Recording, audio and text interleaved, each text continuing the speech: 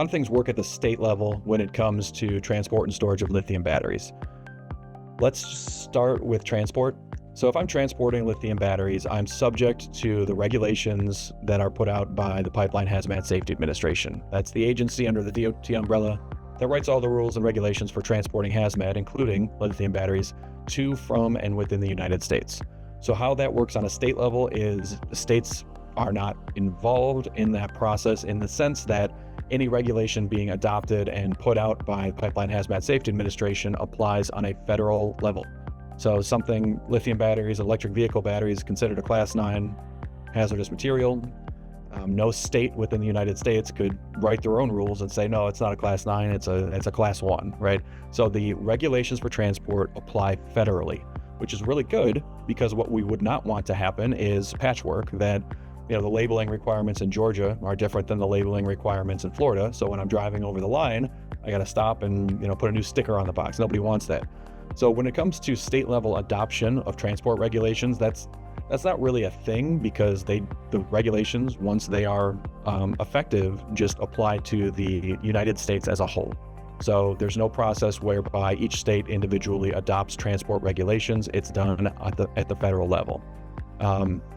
Now, at each different state they're not really part of the adoption process of it, but they do get involved, of course, with enforcement.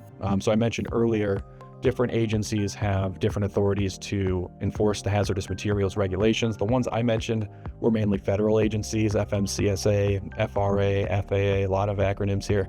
But even state level has authority to enforce hazardous materials regulations. And so what I mean by that is different states have their own kind of versions of Department of Transportation that can enforce the federal hazardous materials regulations, even down to the police level. You see state troopers frequently issuing violations, especially as it relates to trucking. So states certainly play a part when it comes to enforcing these regulations, but they are adopted and maintained and effective at the federal level. That's transport. Storage, on the other hand, is the exact opposite, and it's crazy. Okay, so for storage, there is no federal regulation on how to store lithium batteries on site. There are standards that are very important to know. The NFPA, as well as the International Fire Code, they have standards that kind of go through best practices for on-site storage of lithium batteries. But the International Fire Code is not a federal or even a global regulation. It's more thought of as a best practice for regulators to adopt within their jurisdiction. So from the United States side, there's no federal requirement on how you store lithium batteries. That is done at typically either the city, county, or state level.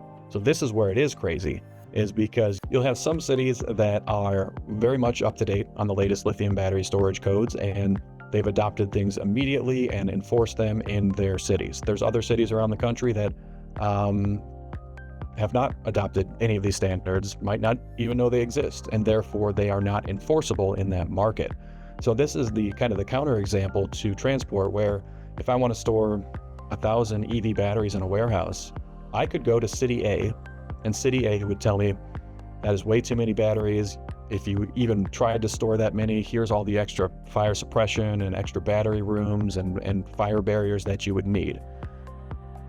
I could then go to City B and say, I want to store 1,000 EV batteries in a warehouse, and they'll say, great, when can you move in, right? So it becomes an extremely patchwork situation where you do not have consistency across either state level or even sometime municipality. I have clients that have been rejected in town A, and they instead have opened a facility in town B 3 miles down the road, and they're doing the same operation in town B that they tried to do in town A. So this is where you have that patchwork, which, for sometimes can be to your benefit. Other times it can be extremely frustrating, especially if you're a large company that has a lot of different facilities.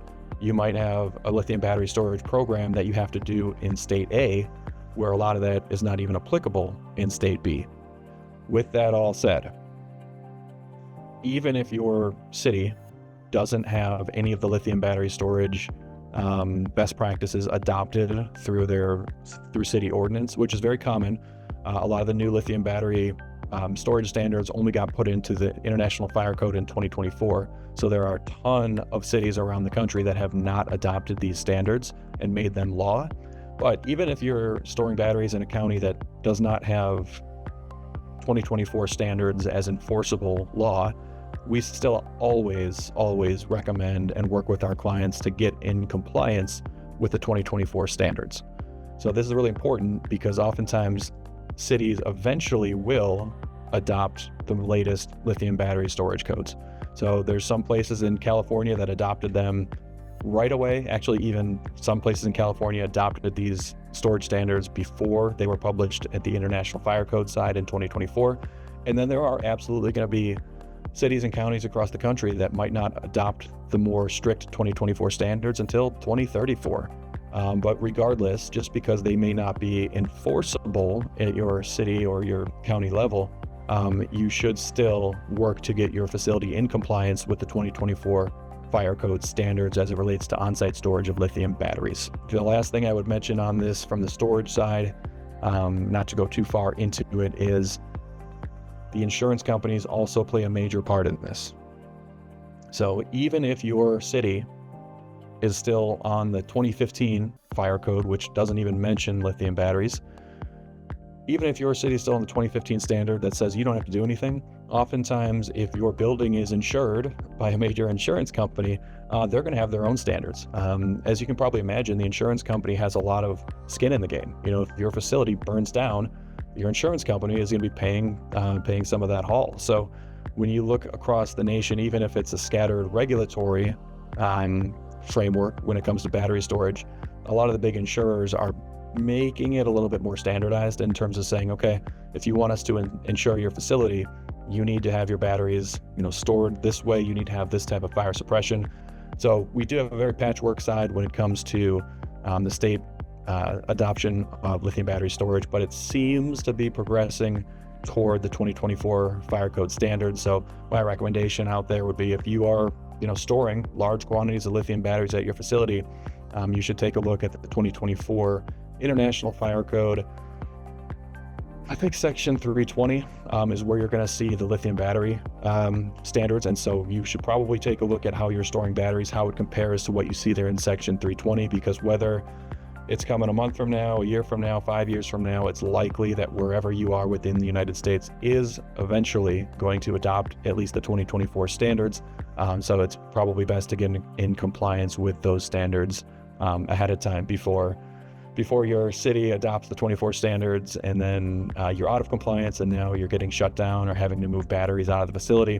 It's better to get ahead of things rather than just being on the tail end.